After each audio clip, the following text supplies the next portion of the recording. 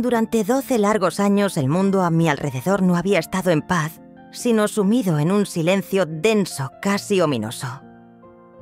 No era la quietud serena de la calma, sino un vacío que deformaba las emociones, agrandaba las distancias y convertía cada gesto amable en un acertijo sin solución.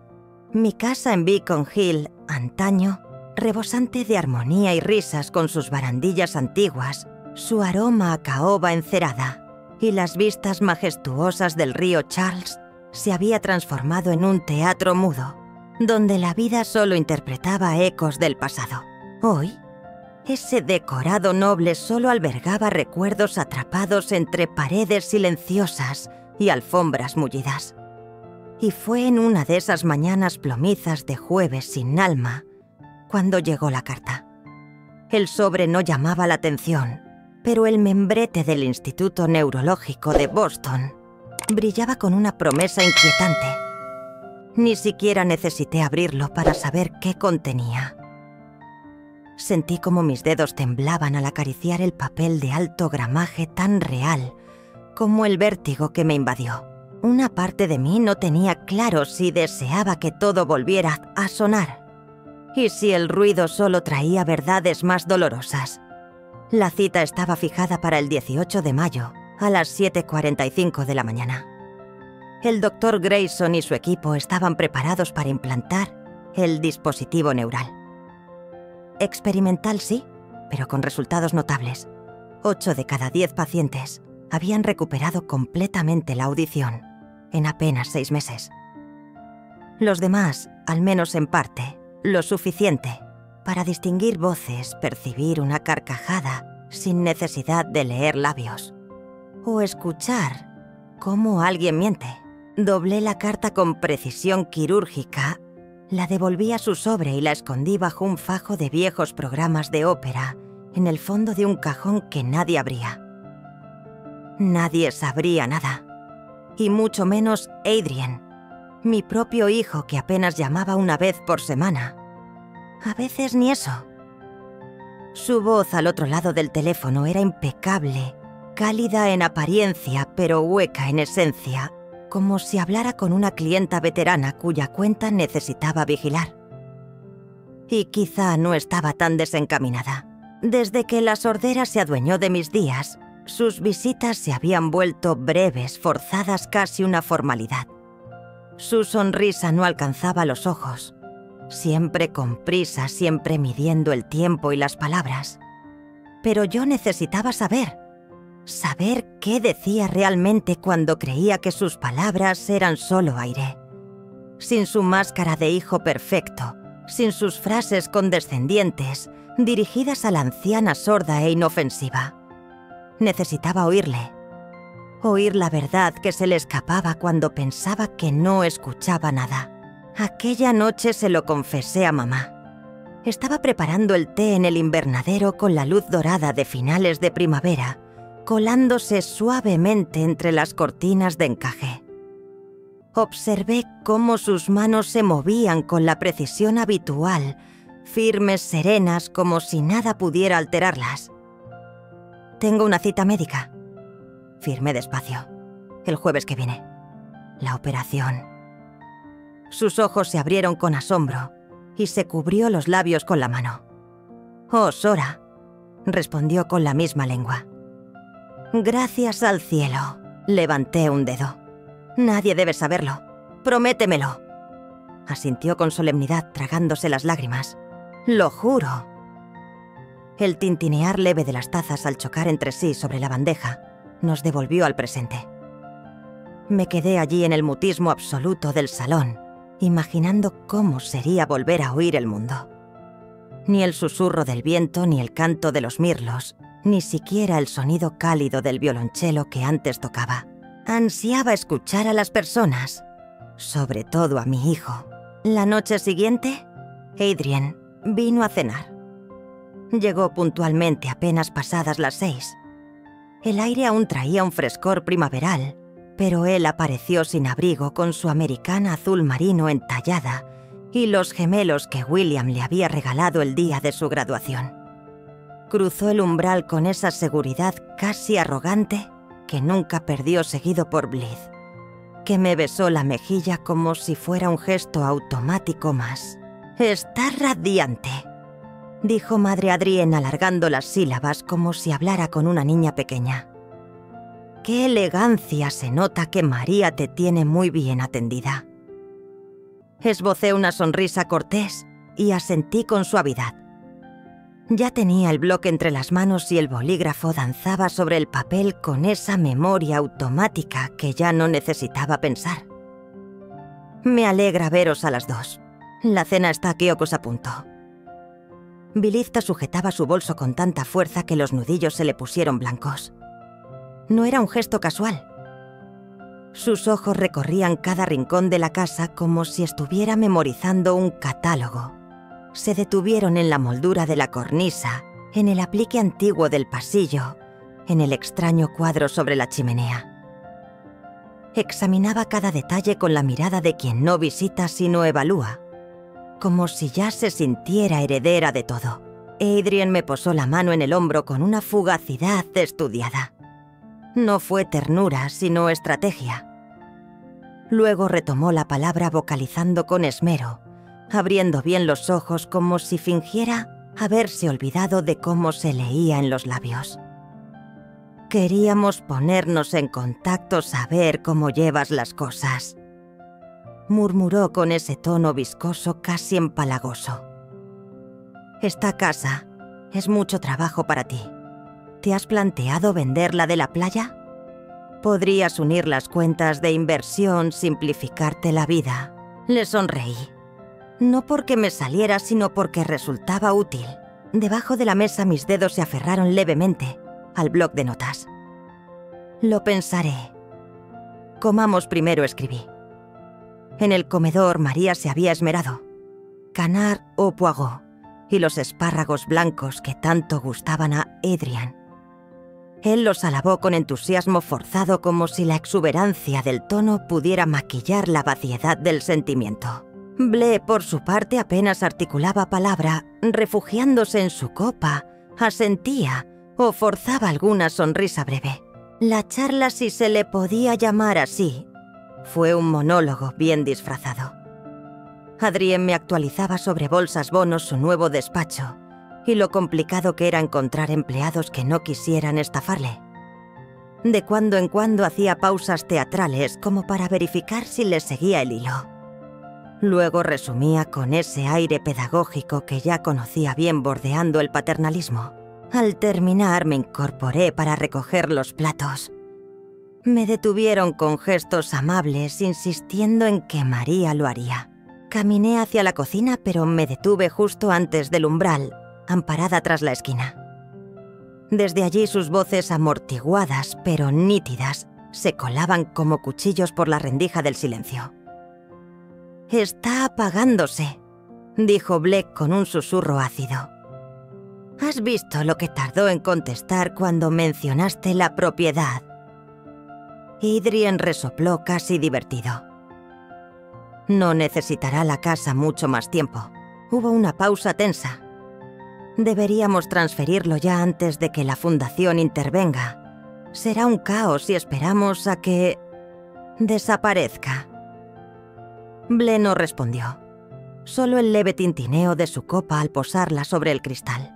Entré entonces en la cocina. Ya no temblaban mis manos. El corazón sereno como nunca. Cuando se marcharon, Adrienne me besó la mejilla, esa costumbre suya que siempre rozó lo ofensivo. «Cuídate», susurró, y yo lo hice. Pero a mi manera. «De acuerdo, regresarán pronto».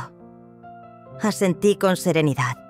Les dediqué una leve señal de despedida con la mano, y tras cerrar la puerta volví al interior. María estaba secando el último plato con precisión meticulosa. Abrí el cajón del aparador, aparté unos programas viejos de la orquesta y extraje el sobre que había escondido allí desde hacía semanas.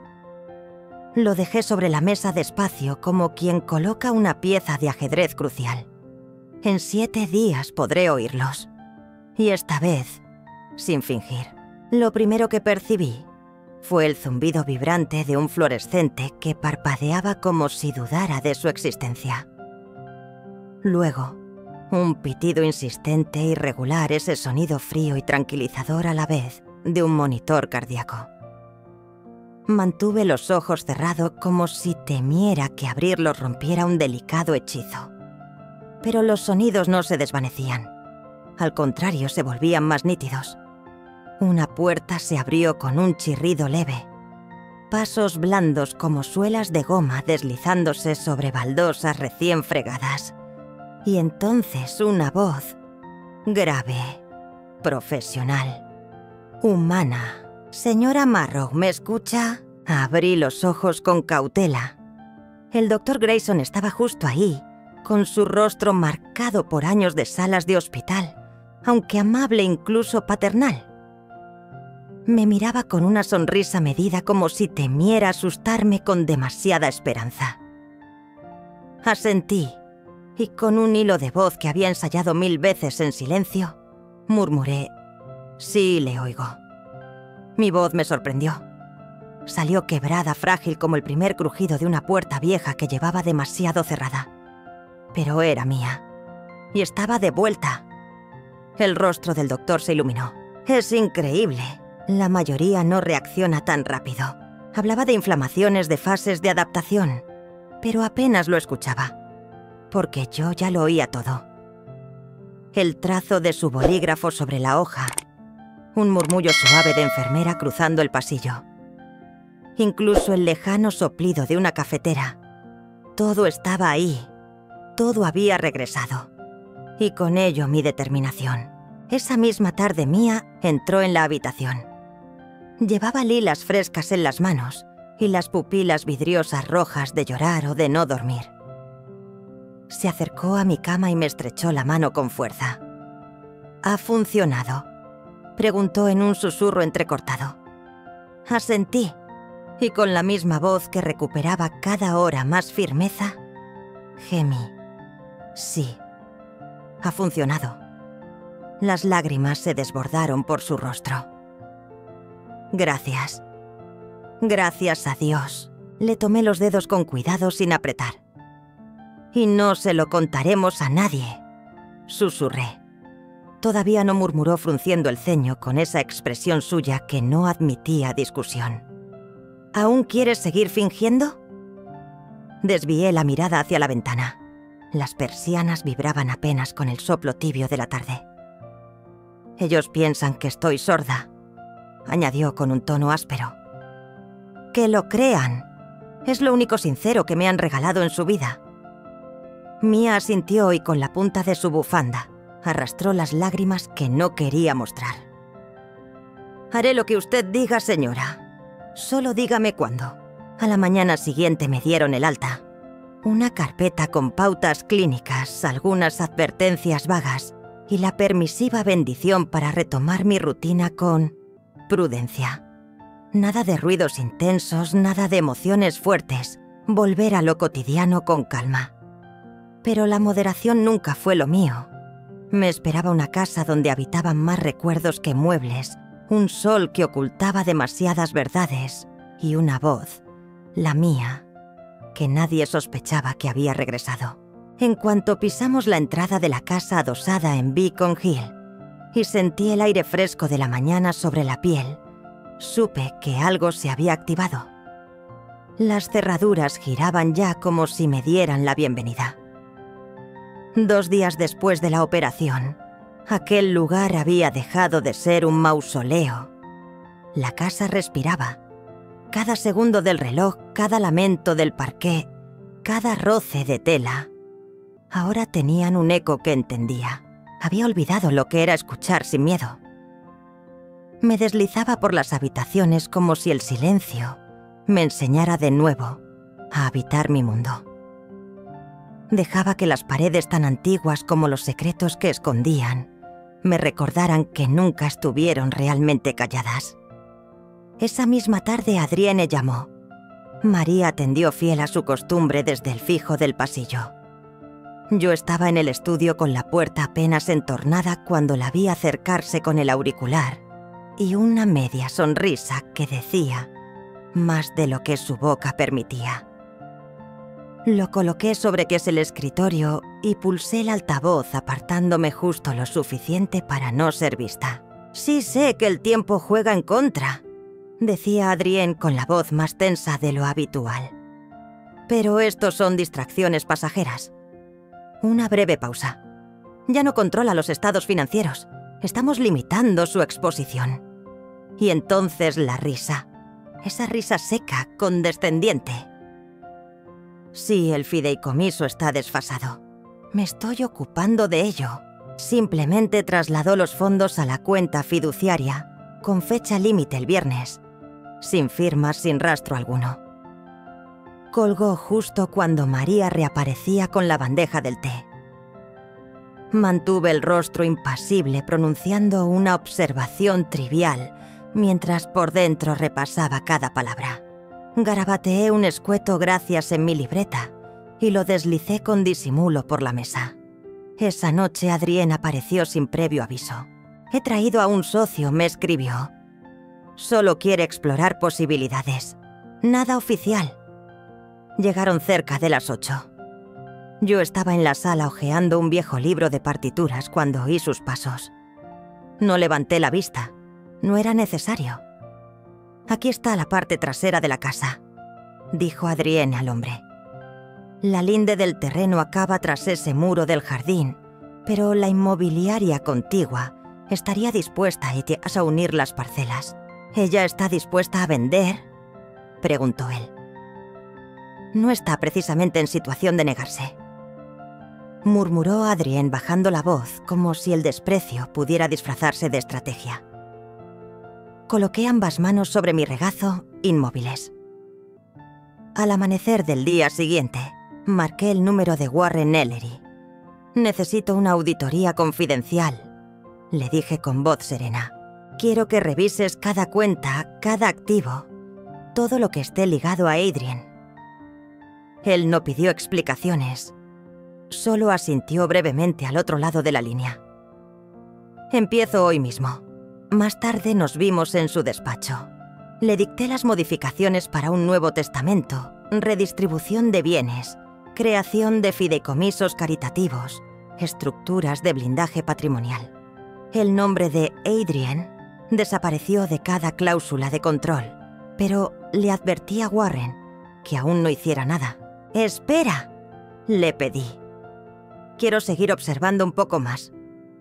Al salir del edificio de cristal donde operaba la firma y volver a zambullirme en el murmullo urbano de Boston, lo sentí todo con una claridad repentina. Las ruedas de un cochecito arrastrándose por la acera, un autobús que pasaba al fondo y el rumor discontinuo de conversaciones ajenas, rompiendo el aire como hojas secas. Llegué a casa justo antes de que cayera el sol. Aquella noche volvió a sonar el teléfono. Esta vez era Blythe. Su voz se coló por la escalera antes incluso de que yo notara que había regresado. Había dejado la puerta del estudio entreabierta y los auriculares apenas encendidos lo justo para amortiguar el zumbido lejano de la ciudad que se filtraba por las ventanas. Probablemente creyó que estaba dormida. «Ya ni parpadea cuando le hablas de las cuentas», soltó Blake con una risa seca casi despectiva. «Es como tener un perro viejo y sordo que hereda un palacio». Adrienne tardó en contestar. Percibí una duda, un silencio pesado, casi como si se removiera en el sofá al oír aquello. Quizá fue incomodidad. «No deberías hablar así de ella», murmuró al fin con un tono más serio. «Oh, venga ya», replicó Blythe con sarcasmo. «Fuiste tú quien lo dijo. Ya no está. Es solo un nombre en la cabecera de unos papeles. Esa casa adosada se ha cuadruplicado en valor desde que se la cedieron. Tú misma dijiste que querías asegurar tu porvenir. Y lo hizo», respondió Adrienne. «Pero dudo que lo dijera de corazón». Me recliné lentamente en la silla. El silencio que quedó flotando después de sus palabras pesaba más que cualquier reproche. No fue la culpa lo que detuvo sus actos, fue la duda. Esa incertidumbre sorda lo contaminó todo. Cuando se marcharon, Mer apareció con la ropa recién doblada y una mirada que parecía haber visto demasiado. «¿A qué esperas?», me preguntó con una suavidad peligrosa. «Ya tienes todo el abogado, las pruebas, la historia completa. Podrías cerrar este capítulo hoy mismo». La observé con el tacto áspero de las toallas entre nosotras y sentí una punzada seca en el pecho. No era ira, tampoco tristeza. Era algo más hondo. Algo que me recordaba que aún no sé quién es en realidad, dije. Sé lo que ha hecho, pero no termino de entender el porqué. No por completo. Necesito verlo claro todo el recorrido. ¿Siempre fue por avaricia? ¿O se torció por el camino? María no respondió. Solo bajó la mirada y asintió con los labios tensos, como si contuviera una verdad que aún no se atrevía a pronunciar. Dejó las toallas cuidadosamente dobladas junto a mí. Me rozó los hombros con una caricia fugaz antes de girarse y marcharse sin decir palabra. Permanecí sentada en la silla mucho después de que desapareciera por el pasillo, escuchando el monótono tic-tac del reloj del vestíbulo y una melodía lejana de piano que se colaba por las rejillas de ventilación, como un susurro del pasado. A la mañana siguiente, Adrien llamó para preguntar si podía volver a pasar. Solo nosotros dos. «Tengo algunas ideas que quiero comentarte», dijo con ese tono meloso que ahora reconocía demasiado bien. Pedí a María que preparase la mesa para el almuerzo. Le pedí a Mía que bajara la vajilla del armario alto, aquella que usamos en la fiesta de jubilación de William y en mi última cena como profesora. Me miró alzando una ceja como tanteando la situación, pero no dijo nada. Puso la mesa con una elegancia pulcra, copas de cristal relucientes, cubertería de plata, servilletas de tela plegadas con esmero en forma de lirios. Elegí el Burdeos del distribuidor francés. Sabía que Adrien no se resistiría. Había envejecido con más gracia que muchas personas que conozco. Llegaron justo a la hora acordada. Blythe llevaba un vestido verde esmeralda que le sentaba demasiado bien, y Adrien una chaqueta impecable, con el aire contenido de quien reprime la ansiedad. El aroma del pato asado impregnaba la casa con esa calidez envolvente de los días felices. De fondo, un violonchelo interpretaba una pieza que solía enseñar a mis alumnos. Vi cómo sus ojos se posaban en el sistema de sonido como si quisieran evaluar si aún conservaba la lucidez suficiente para disfrutarlo. Nos sentamos y pronto comenzaron a hablar sobre lo saturado que estaba el mercado inmobiliario y lo conveniente que sería simplificar mi patrimonio para aliviarme de las cargas de la propiedad. Adrien expuso todo con ese tono calculado y tranquilizador, eligiendo con cuidado cada palabra como si envolviera cuchillas en algodón. «¿Has hecho tanto, madre?», dijo Adrien con voz suave y las manos unidas como si me ofreciera una plegaria en vez de una trampa. «Déjanos ocuparnos de ti ahora. Unas pocas firmas y te liberarás de todas esas gestiones. Nada cambiará en tu día a día». Blythe asintió a su lado con un gesto ensayado, una sonrisa tibia esculpida en el rostro. Yo tomé un sorbo de vino y, sin alterar el tono, escribí en mi libreta con pulso firme: «Disfrutemos primero del postre». Esbozó una sonrisa, tal vez interpretando mi aparente docilidad como agotamiento. Tras servir el chocolate con su habitual parsimonia, mamá regresó al sillón. Adrien aprovechó ese momento para hurgar en su maletín y extraer una carpeta color marfil. Me la deslizó por la mesa con la delicadeza de quien sirve un postre envenenado. «Lo tenía preparado por si te sentías preparado», dijo conteniendo el entusiasmo. «Lo hemos revisado con un abogado de confianza. Todo está en orden. Las cuentas, la casa adosada, la cabaña, transferencias limpias rápidas sin complicaciones. Deslicé los dedos por el canto de la carpeta sintiendo el relieve del cartón, como si fuera una cicatriz. Luego alcé la mirada. Tenían los ojos fijos en mí, esperando desconcierto. Esperaban que obedeciera, que firmara. Solo una pausa, un garabato torpe. Pero no. Rompí el guión. ¿Y a qué viene tanta prisa por adueñarte de lo que nunca te ha pertenecido? La mandíbula de Adrien cayó levemente, pero no logró articular palabra. Blake, que jugaba con su copa de vino como si no escuchara, dio un respingo, el cristal resbaló de su mano y estalló contra la madera salpicando de tinto la mantelería. La música de fondo siguió sonando como si la escena no le incumbiera. Me miraban como si acabara de volver de entre los muertos. «Os sorprende», continué en voz baja pero firme. «Una semana fingiendo que no podía oír y he escuchado todo. Cada llamada, cada susurro, cada maldita broma sobre mi silencio». Blé, blanco como la cera, rebuscó una servilleta sin levantar la vista. Adrien retrocedió en el sillón empalidecida. La carpeta seguía entre nosotros intacta, intocable. Lo he escuchado todo, repetí. Y ya que por fin hablamos con claridad, vamos a empezar de nuevo. Desde el principio, el timbre sonó cortando la tensión como un cuchillo. Nadie se movió al principio. Mamá giró la cabeza desde el pasillo y me miró interrogante. Asentí sin dudar. «Ábreles». «Es Warren».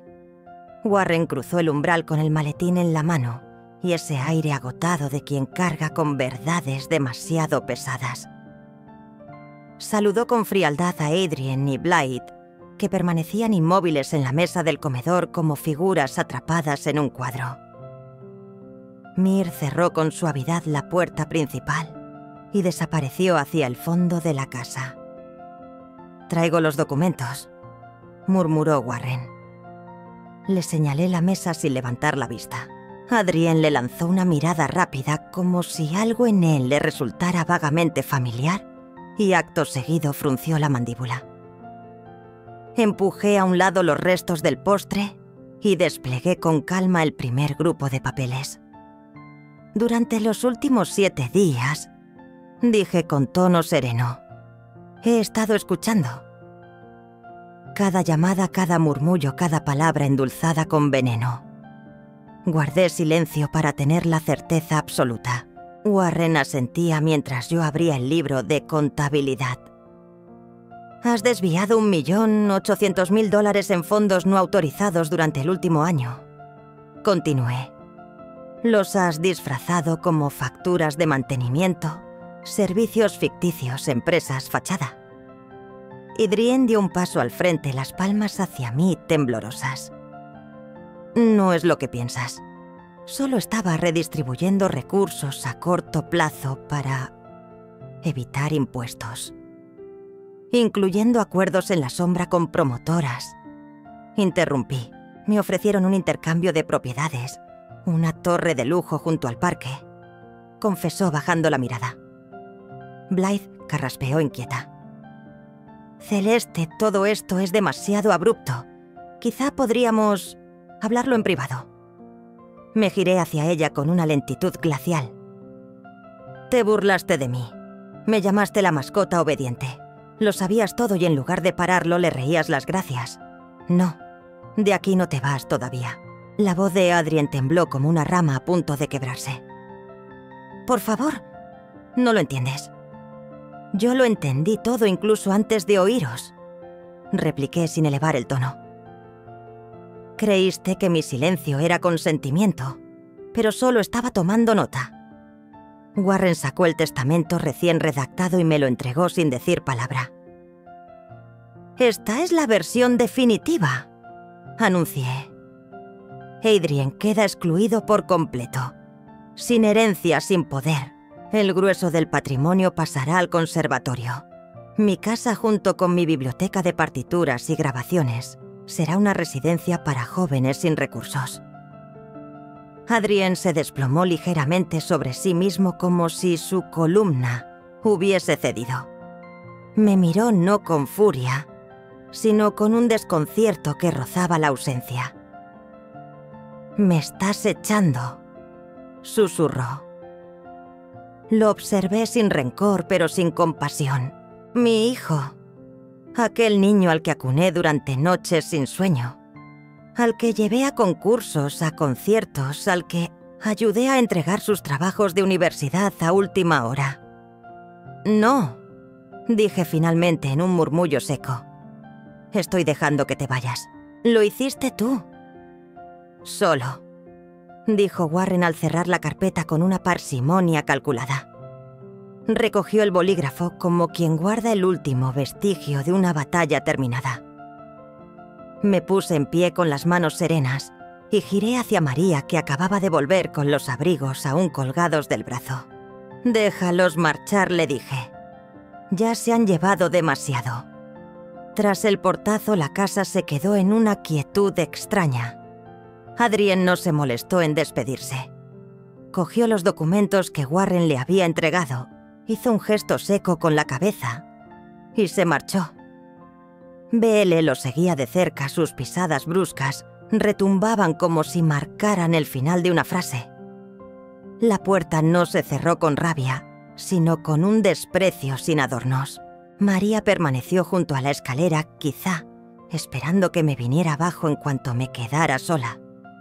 Pero no ocurrió. El silencio que quedó tenía otro tono. No era ni denso ni hueco, sino limpio. Empecé a habitar la casa de nuevo como si me fuera revelada por primera vez. Cada estancia guardaba sonidos antiguos olvidados. El susurro oxidado de un cajón, al abrirse el zumbido fiel del frigorífico, el leve crujido de la leña, al prender fuego en la chimenea. Una tarde algo me llevó hasta el piano del fondo. Desde el funeral de William, nadie había posado allí los dedos. Me senté con cautela en el banco, levanté la tapa como quien destapa un recuerdo con cuidado y deslicé los dedos por las teclas. Fue como tocar a un amigo lejano sin saber si aún me reconocía. Una nota, luego otra, un acorde. Y entonces lloré, pero no de pena. Lloré como se llora cuando una herida por fin se cierra. Ese día volví a tocar durante horas. Ya no con la precisión de antaño ni con la técnica impoluta que solía exigirme, sino con una franqueza casi feroz, como si las notas fueran cuchillas y mis dedos cicatrices abiertas. Mis manos no pidieron permiso para recordar, simplemente lo hicieron con una terquedad que me estremeció. Con el paso de las semanas todo fue calmándose. No con esa calma hueca de la resignación, sino con una serenidad nueva, punzante, que me hacía sentir viva. Caminaba por las calles de Boston al amanecer, oyendo el crujido leve de los carritos de reparto, los ladridos rutinarios de los perros, el bullicio suave de una ciudad que antes ignoraba y que ahora me parecía un susurro cómplice. Una de esas mañanas, Mera entró en la cocina. Tenía un periódico doblado con esmero entre las manos. Lo dejó junto a mi taza de té, con esa delicadeza suya que siempre precedía a una noticia inesperada. «¿Da clases?», dijo sin mirarme. «Adrien. En una escuela de Dorchester. Apenas tiene presupuesto, pero lo contrataron la semana pasada como profesor de música». Leí el artículo con la misma lentitud con la que se observa una herida cerrarse. Su nombre aparecía en los últimos párrafos, casi perdido entre estadísticas y declaraciones institucionales.